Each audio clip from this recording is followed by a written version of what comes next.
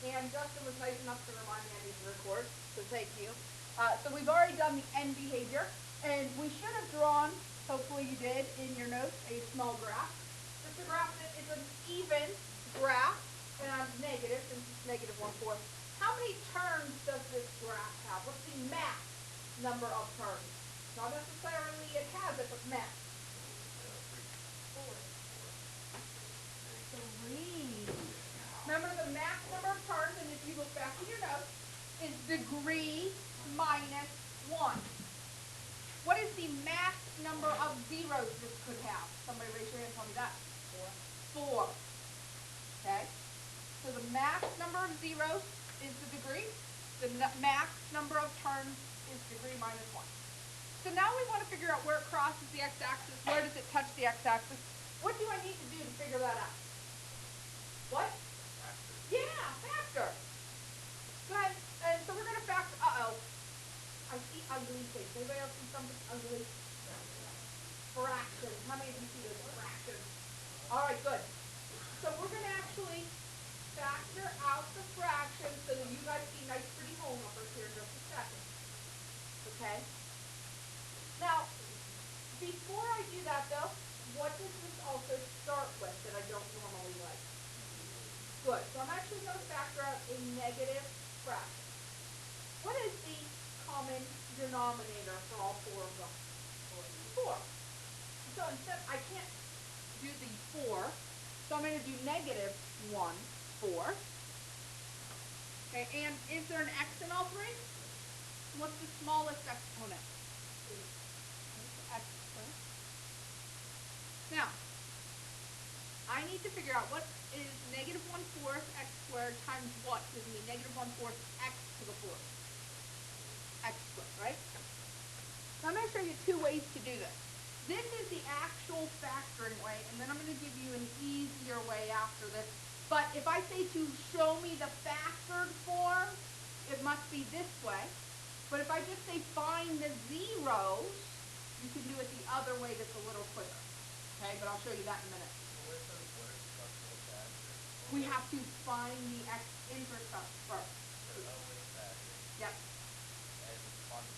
Exactly. Those are my x-intercepts. All right, so now, negative 1/4 times what is 3/2? That's difficult, isn't it? Well, we have a calculator. So let's take 3/2 divided by negative 1/4. So 3/2 divided by negative 1/4. Negative 6. So minus 6x. Let's double check that to make sure. Let's just check that in our head. A negative times a negative is a? And then this would be 6 times 1 is 6 divided by 4. Hey, that makes sense. 3/2, right? You see where I came up with that? All right.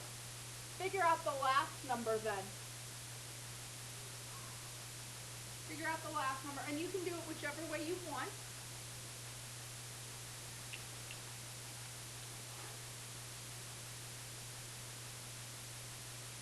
And raise your hand and tell me what that last number is. Plus 9.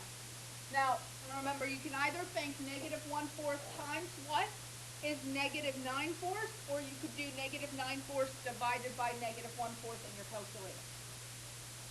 So, now I need to factor this, right? What's that going to factor into? I just rewrote the negative 1/4 x squared. But what will x squared minus 6x plus 9 factor into? Good. Is that a negative 1/4 x squared up? Yes, yes.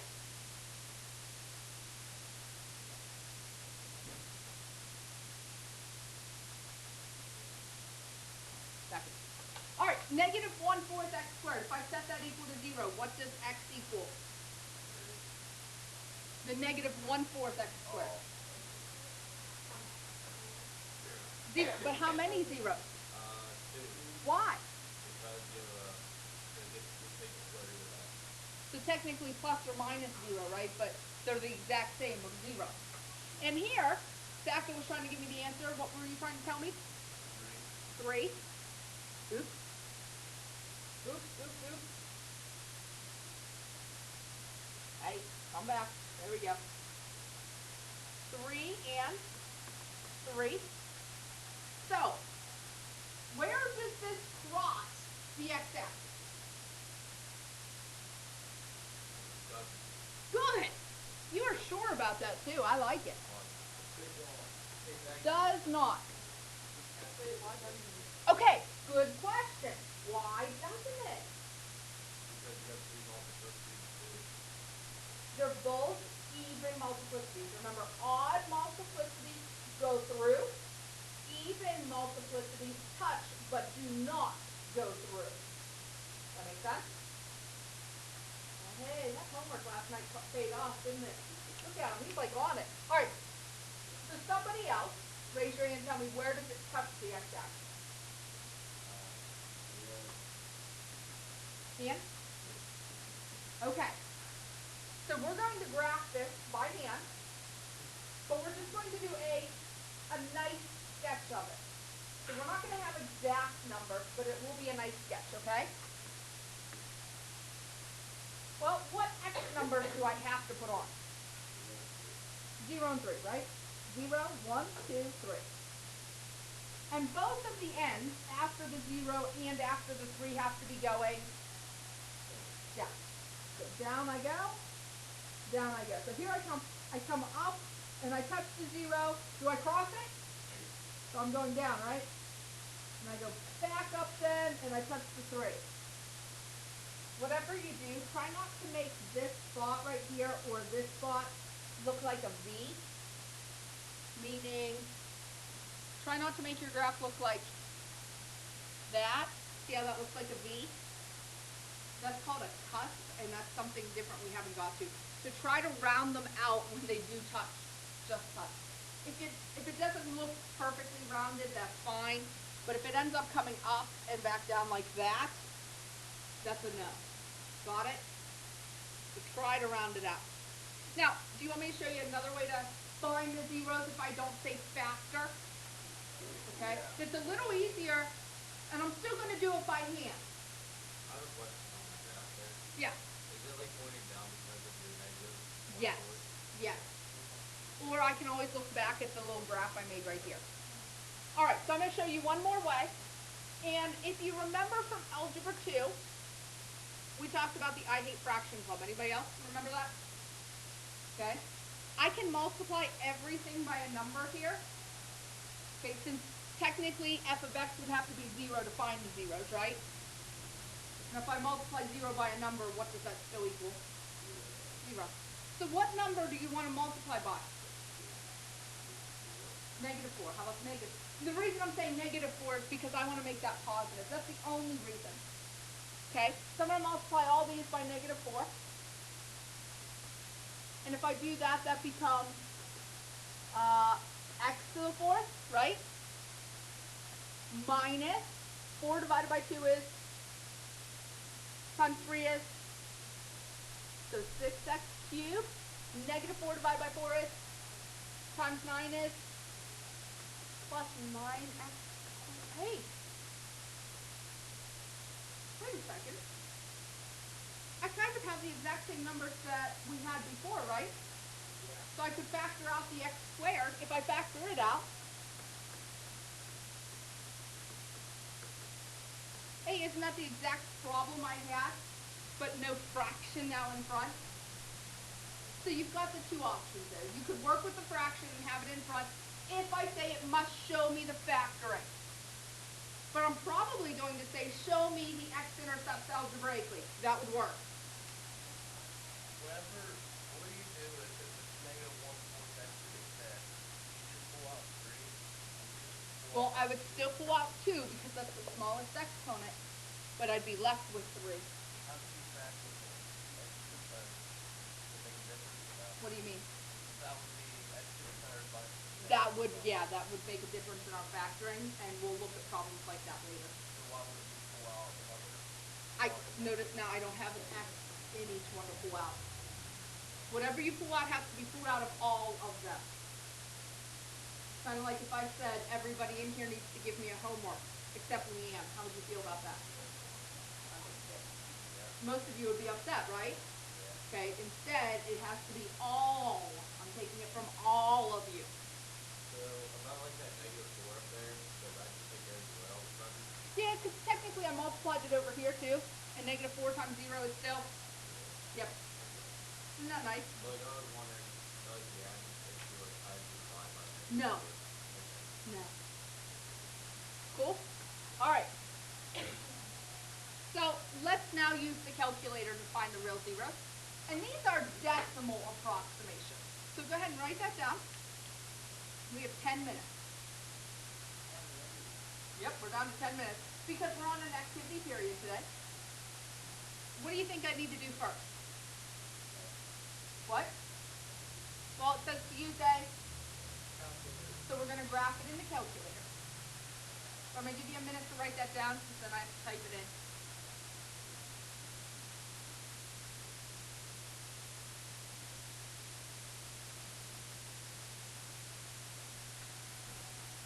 I'll hit pause. So I had you go ahead and put that in your graphing calculator, and I hit graph. And it's thinking for a minute, mainly because my calculator's a bit slow. And how many x intercepts do you see? See one, right? And we're using the calculator to approximate it. If you're looking at your screen, can you give me what you think it would be? Florida? Okay, so like 1.5, right? So if you get the number 8, you know you're wrong. Or if you get the number like -4, you know you're wrong, right? So where do I go to use the calculator to approximate 0? Second, trace, calc, whichever. Go ahead. And then 0. 0. Then left side of the graph. Okay, so I'm actually going to try to get pretty close to it. Oh. Notice the left side is currently above it, right? Currently above it. Notice if I drew a line straight up and down here, Cheyenne, the left side is where? Above the x-axis, right? Okay, so that's why I'm going to make sure I stay above the x-axis. What's wrong? So what I always do is I put an imaginary line in. And I know that once I hit enter, and it says right bound, I'm only allowed to use the right arrow. So if I have to use the left arrow to get to the other side of the x-axis, I messed up. That make sense? So that may be a way to think of it. I have to use that right arrow, and I now need to have crossed over that boundary. Okay, I'll come back and look at that in a second. Logan, can you look at her graph real quick, or at her Y?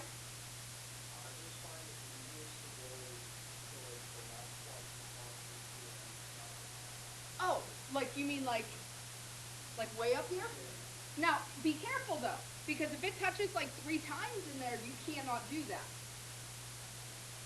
That's the problem. So like if this had actually been lower and it would have hit 1, 2, 3, 4 times, that would not work. You have to do it one piece at a time. Okay? So I can only find 1 0 at a time. It won't find them all at the same time. So if I hit enter for my guess, uh-oh, what is that number?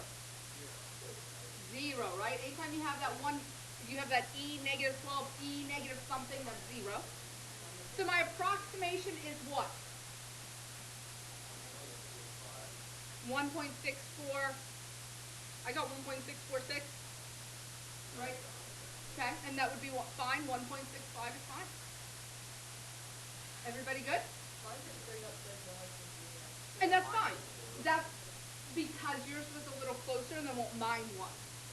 Okay, so if yours says straight up 0, that's good. It may not always. That's what I was trying to show you, but this would mean 0. So what's the that What's your x-intercept then? There you go. Because this is 0. It's asking what is the x-intercept, am I right? Isn't that what it's asking? Determine the real zeros, which is an, yes. So I would be writing x equals 1.65. Cool? All right. So you already have the homework for tomorrow, or for Monday. Make sure you have changed number 44 to that. And by the way, letter C asks you to solve it algebraically. Just to give you a heads up. That's the double dating, remember that? Okay, where you break it down the middle. GCF of the left, GCF of the right. Okay, so if you need help on that, come see me. And that's it.